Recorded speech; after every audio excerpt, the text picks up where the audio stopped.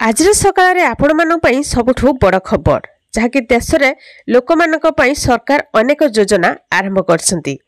तेबे এই योजना गुड़िक मध्य सरकार नूतन मागणा साइकेल योजना आरंभ करछंती। जदि आपण जड़े भारतीय नागरिक और श्रमिक तेबे सरकार मागणा साइकेल योजना वर्तमान आपण आरंभ होईछि। वर्तमान आपण सरकारी योजना अधीन रे एक साइकेल पाई परिबे। तेबे आसंतु देखिबा कोन रहिछि संपूर्ण वीडियो को लास्ट पर्यंत देखंतु। वीडियो को लाइक करंतु, चैनल को सब्सक्राइब करी पाखर थिबा घंटी चिन्ह को दबाई दियंतु।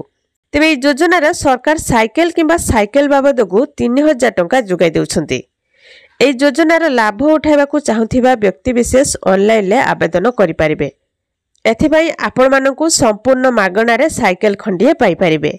श्रमिक मानक पई अनेक योजना केंद्र सरकार समय समय आरंभ करछंती।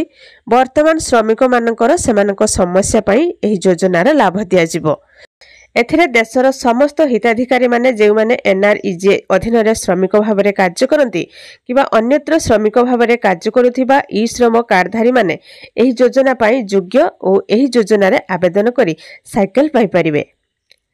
सरकार मागणा साइकेल योजना अधीन रे बैंक अकाउंट रे 3000 रु 4000 टंका पर्यंत प्रदान करा जाउछि। एही योजनार सरकार साइकेल उपरे सब्सिडी प्रदान करछंती। साइकेल को निजे किनिबा को पड़िबो एवं एही टंका केवल आपन को अकाउंट रे दिया जिवो। अर्थात सरकार एहाकु डिबिट प्रक्रिया माध्यम रे बैंक अकाउंट रे पठाइबे। एही एनआरईजे कर्मचारी द्वारा मागणा साइकेल स्कीम पई आवेदन गुडी को केवल ऑफलाइन मोड रे माध्यम रे करा जिवो। वर्तमान जेउठारे एनआरईजे कर्मक्षेत्र गाँ किंबा सहर ठारू किछि दूर अच्छी सेठारे केवल आवेदन करा जाउछि। श्रमिक माने मागणा साइकेल रे लाभ पाइबा ठीक समय रे कर्मक्षेत्र रे पहुंचतु कि नहीं से बाबद रे हिताधिकारी सरकार को निश्चिंत करिवे।